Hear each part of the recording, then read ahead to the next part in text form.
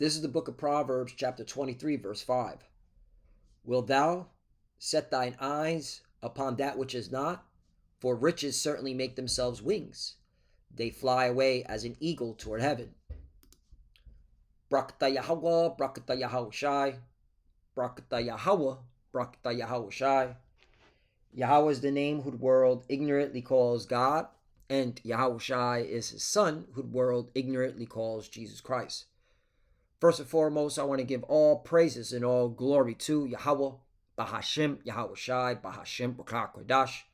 Double honors to the apostles and elders, a great millstone who ruled well and taught us this truth.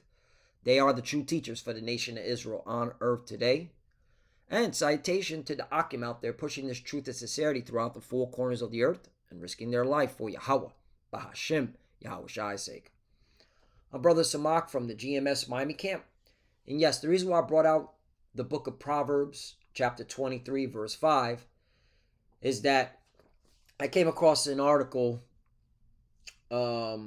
where Jim Cramer stated that he doesn't believe a recession is coming, okay? In fact, what he's saying is that there are too many jobs, all right, for the economy to derail, all right, regardless of these tariffs, all right, that are in play, all right? And yes, he acknowledges that the tariffs may sting, but once again, he believes that a recession is not going to happen because of quote-unquote too many jobs, all right, which he's completely wrong, all right? Tariffs are going to have a tremendous effect on the jobs because if nobody's buying these products because they're too expensive, all right, that means that the companies can't keep their employees paid, all right? So it's a ridiculous statement, all right? And again, various of financial analysts are saying that the shelves are going to be empty, all right? The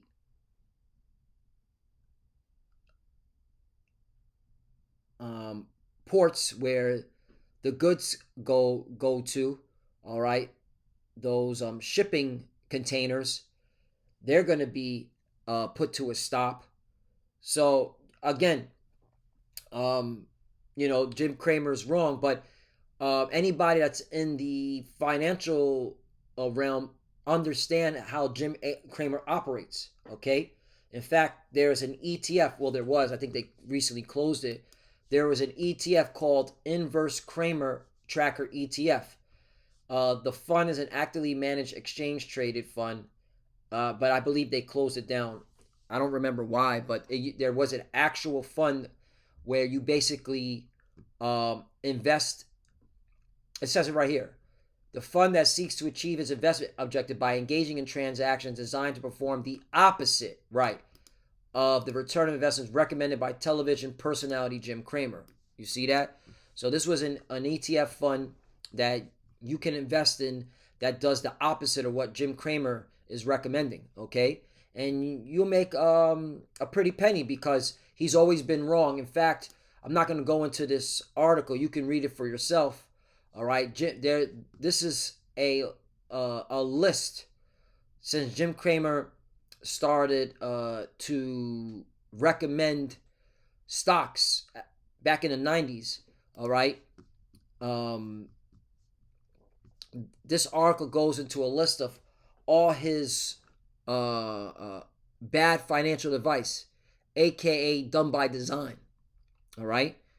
He's set up there to rob the idiot that doesn't know, okay, anything about stocks or know anything that he's set up to take your money, all right? He's no, again, this is in the financial realm, all right? I don't want to get be long-winded about this, but the point is, hey, when I saw this, I'm like, oh yeah, the economy's going to crash, all right? We're going to go into a Great Depression. I don't think a recession. I think a Great Depression, which is needed because they got to move, they got to change the system, okay?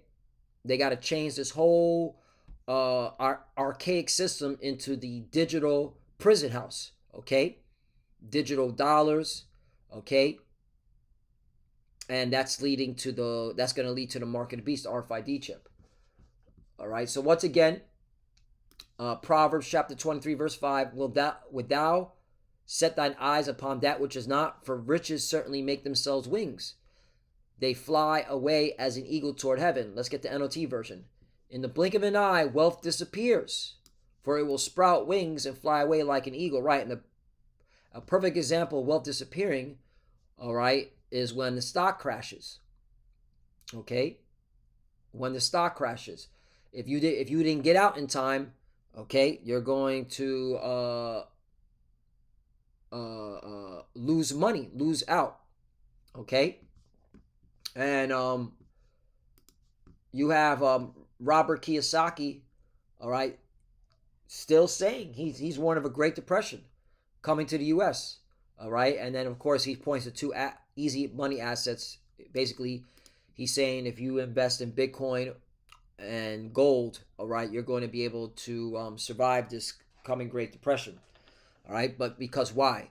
All right, the archaic systems has to be changed. All right, has to be upgraded, and so they're going to use this crash as an excuse. Yeah, he goes into there's a lot of credit card debt. The U.S. Debt is an all-time high. Unemployment is rising. Yup. 401ks are losing. Yup, due to these tariffs.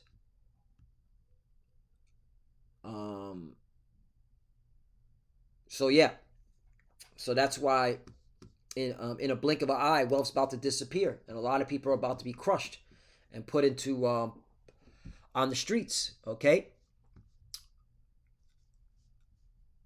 You have Forbes saying, well, actually, they're sourcing their finding from a financial managing group, Apollo. Again, this Apollo. All right, they keep saying that a recession is coming, and they're saying heavily impacting small businesses. Okay, so Forbes is sourcing this information from a financial asset management company. Okay, they're saying, and what they're reporting is, hey, Apollo says 90% of chance of voluntary recession heavily impacted small business. Right, because the corporations aren't going anywhere. It's the small business, the mom and pops. They want to exacerbate them. Okay, meaning cause harm to them so that they get out of business. All right, because competition is a sin. Who said that? who said competition competition is a sin? Right there, yep. The statement competition is a sin is attributed to John D. Rockefeller. According to the Smithsonian Magazine, Rockefeller, known for his ruthless business practices and the dominance of his Standard Oil Company, famously believed that competition was detrimental and should be eliminated, according to the Hustle Daily. Yep. So John D. Rockefeller said competition is a sin. All right. So these corporations do not like these mom and pops around. They want the mom and pops to close down. All right. And they're gonna, they're gonna get their way, because at the end of the day, this whole thing's being set up for total control. All right. That's why during the pandemic, all right, they had the corporations open, but the mom and pops, they told them that they had to shut down. Okay. So yeah. Great Depression 2025, in May 2025, I just typed this in. There are strong concerns about a potential recession, with some analysts even raising the possibility of a second Great Depression. Right, and that's where I'm banking on. All right, there's going to be millions of people on the streets, man. Key factors contributing to this concern, including a contraction in the U.S. economy during the first quarter, rising inflation, and trade wars triggered by tariffs. The International Monetary Fund has also issued an alarming report suggesting a rapid reordering of global trade dynamics and potential for a stagflation-like scenario. While full-blown Great Depression is not yet expected, the economic outlook is significantly uncertain, with potential for a severe downturn if current trends continue. Yep, these are all the breakdown. All right. Hey, the AI overview is on point, man. All right, they doing. Hey, that's why like the apostles and elders say, the internet does the heavy lifting. If you want to look things up, and you know what I'm saying, the internet's where it's at. It does the heavy lifting. Okay, that's why we don't need to be traveling, okay, throughout the world to push the word, man. Again, the internet does the heavy lifting. So let's get Zephaniah, chapter 1, and just get to the point. It says right here, "Howl ye inhabitants of Miktesh." Right. What was Miktesh known for? Let's get the AI breakdown of this. Where's it at? Here it is. In the Bible, Miktesh refers to a district in or near Jerusalem, likely a mortar-shaped hollow. And that's very spiritual because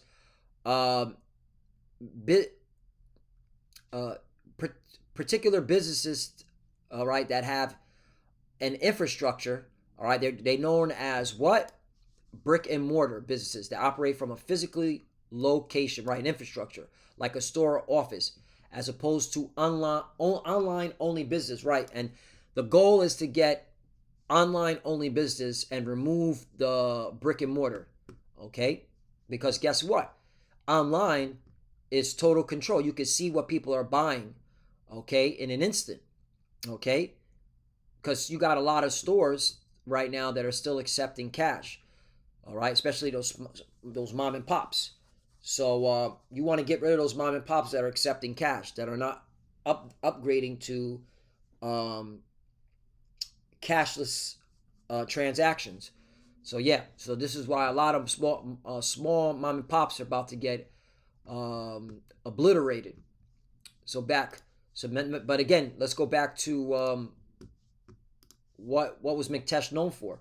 In the Bible, Miktesh refers to a district in or near Jerusalem, likely a mortar, shaped hollow, where merchants and silver merchants congregated. You see, all right, this is a place of commerce. It is mentioned in Zephaniah 1:11, which I'm reading.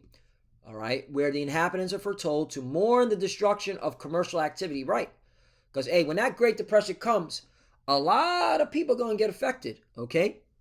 Yes, there'll be certain stores that were selected, certain businesses that were selected, okay, because again, all right, we're still waiting for that RFID chip, he calls it all, both small and great, rich and poor, free and bond, to receive charagma in their right hand and their forehead, that no man may buy or sell, right? So that means there'll be a commerce, but, all right, there's going to be a lot of businesses closing down. There's only going to be a few businesses left open, the ones that were selected. Okay, but this is it. Destruction of commercial activity. All right, merchants and commerce. Miktesh is associated with merchants, particularly those dealing in silver. All right, the verse in Zephaniah 1:11 highlights the commercial activity of Miktesh and the impact of its decline. So there you go. Look, the name Miktesh means mortar, right? And again, all right, brick and mortar refers to businesses that operate from a physical location like a store or office as opposed to online only businesses. That's why it's very important to get into words, all right? Meanings of words, like the apostles always push. For all the merchant people are cut down. All they that bear silver are cut off, right? That's why there's going to be a great howling. Okay, why? Because in 10, and it shall come to pass in that day, saith the Lord Yahweh, and there shall be the noise of a cry from the fish gate, and a howling from the second, and a great crashing from the hills, right? An economic crash, a great depression, okay? That's why they're going to be howling, all right? So jumping down to 12, and it shall come to pass at that time that I will search Jerusalem with candles and punish the men that are settled on their lees, that say in their heart, the Lord Yahweh will not do good, neither will he do evil, right? Because really, who gets affected when the economy crashes? All right, the poor. And who make up mainly of the poor? Jake, you so-called Negroes, Latinos, and Americans. All right, you're going to be the ones catching hell. All right? And that's judgment because you were settled on your lees, all right? You didn't want to take heed to the words of the Lord um, by the prophets that he used, all right? Because we're just a mouthpiece for the Lord, man. Okay? So this is gonna get really interesting. All right, Second Esdras chapter 15, verse 14. Woe to the world and them that dwell therein. Right. Because when America's economy crashes, it's gonna hurt the whole planet, man. Just like it happened in '08, man. That was a good example when they called it the Great Recession. When America's financial system started to crash, it exacerbated the whole world, meaning it caused harm to the whole world. All right, the whole world felt it because it's a global economy. 15, for the sword and destruction draweth nigh, and one people shall stand up and fight against another, and swords in their hand. 16, for there shall be sedition among men, and invading one another. They shall not regard their kings nor princes, and the course of their action shall stand in their power. Right. And that's why Donald Trump, okay, is literally arming the police force and using the military as overseers, okay, for this impending crash. Now, of course, they'll probably mask it with a cyber attack, with a terrorist attack. All right, just like when the pandemic hit, the stock market crashed. Okay, that was a perfect time to buy. Okay, you always want to buy when there's blood in the streets. Okay, but this Great Depression, man, when it comes, a lot of people ain't going to be thinking about buying though. Okay, they're going to be thinking about surviving. They're going to be thinking about invading one another. Okay. 17, a man shall desire to go into a city and shall not be able, right? Because there'll be block offs, there'll be blockades. They'll be blocking off the bridges. All right, particular entry points. 18, for because of their pride, the city shall be troubled, the houses shall be destroyed, and men shall be afraid. You see. 19, a man shall have no pity upon his neighbor, but shall destroy their houses with the sword and spoil their goods because of the lack of bread and for great tribulation. Right? Because again, reports are coming in that there will be empty shelves. Okay? So yeah, there's going to be empty shelves, lack of bread. All right? The ports are being stopped. The shipping containers are empty. They're being put to stop. All right? There's going to be a heavy layoff of truckers. Because if there's nothing in those shipping containers, that means the truckers are going to be laid off, right? That's why, again, it's going to be hell, And Jim Cramer's talking about no recession. That's how you know this recession is coming, man. But it's not a recession. It's a Great Depression, okay? It's going to be hell, man. So, Psalm chapter 41, verse 1. But guess what? To the elect, hey, there's nothing to worry about. Because why? To the chief musician of Psalm day, blessed is he that considereth the poor. Right? Who is the poor? All right, the Israelites. Okay? But who's the Lord going to deliver? The Lord Yahweh will deliver him in time of trouble. Right? He's going to deliver the elect of the Israelites. Okay? So when all hell breaks loose, all right, those that are, what's it called? Don't have a job anymore. All right? The Lord's going to take care of them. Okay? All right. And you have to believe, man. This is where, that's why we keep pushing the words of the Lord. That's why, we read, we study, because your faith has to be built up for what's to come. Okay. Psalm chapter 34, verse 19. Many are the afflictions of the righteous, but the Lord delivereth them out of them all. Right. If you do get laid off, there's not a time to panic. All right. This is a time to trust in the Lord, all right? The Lord's going to make a way. He always does. Look at the pandemic. Particular brothers got laid off, but guess what? The Lord sustained them. They found another job, okay? All right? Other brothers were there to help assist when brothers were in need. Okay, until the brother was able to find a job. Okay, get back on their feet. In other words, okay, that's why we have a body. We're not in this alone, man. Okay, that's why the brotherhood is so important. Don't being alone is not the to have that lone wolf solo dolo mindset. Okay, is it's not a good attitude to have. All right. Yes, there's times when you want to be left alone, and and scriptures talk about you need to search out your own salvation with fear and trembling. All right. But there's a balance to that too. You got to have a brotherhood. Okay. All right. Brotherhood is very important. Okay. The Lord says He loves. What is He? Let me get that real quickly. The brotherhood. The Lord loves the brotherhood, man. Look at that. 1 Peter chapter 2, verse 17. Honor all men. Love the brotherhood. You see?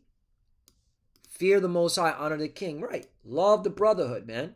Okay? The Lord loves that. Love the brotherhood. Okay?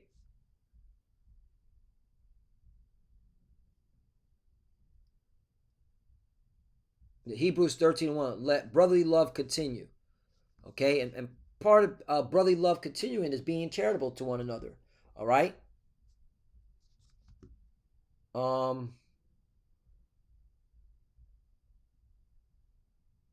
Yeah.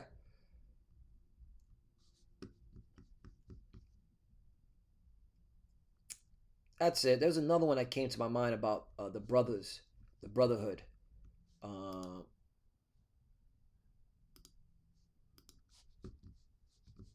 Hold on one second. There's another scripture that comes to mind. Scriptures about the brotherly love. I think it's in Psalms. Yeah, Psalm 133. Yeah, that's it. 133. Okay. This is a milk. I can't believe I forgot this one. Uh, yeah, this is a beautiful chapter. The ecstasy of the brotherly unity. You know, Psalm 133 verse 1. A song of degrees of David. Behold, how good and how pleasant is it for brethren to dwell together in unity. The brotherhood is so important, man. Okay. All right. We all we got, man. And when the shit hits the fan, man, we gonna take care of one another. Okay. That's the way Yahweh Shai, all right, wants it, man. Okay.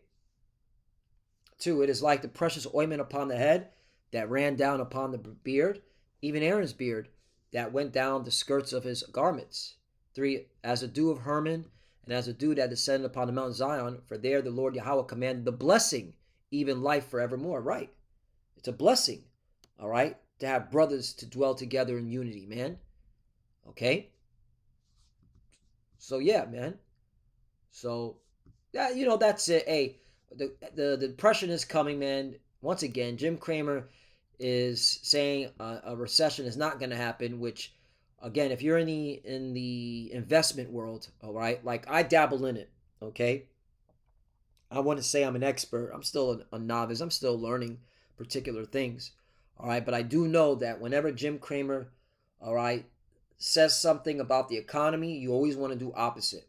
You always want to do the opposite. And he's saying that the economy, all right, is not going into a recession. That means the economy is going into a depression. So you want to, make sure that you get prepared. Also, uh, he did say he hates, he doesn't want to buy GameStop. So I recommend, not financial advice, all right, to buy GameStop. I have GameStop. In fact, I like GameStop because uh, you can legally go at war with some of these short sellers, these investment firms that are into short selling by buying GameStop and holding it, just by holding it, a couple of dollars, and just holding it, buy a couple of shares, and you're pissing them off because there's a lot of short sellers that are bleeding because if GameStop doesn't go down according to what they're predicting, they got to pay out.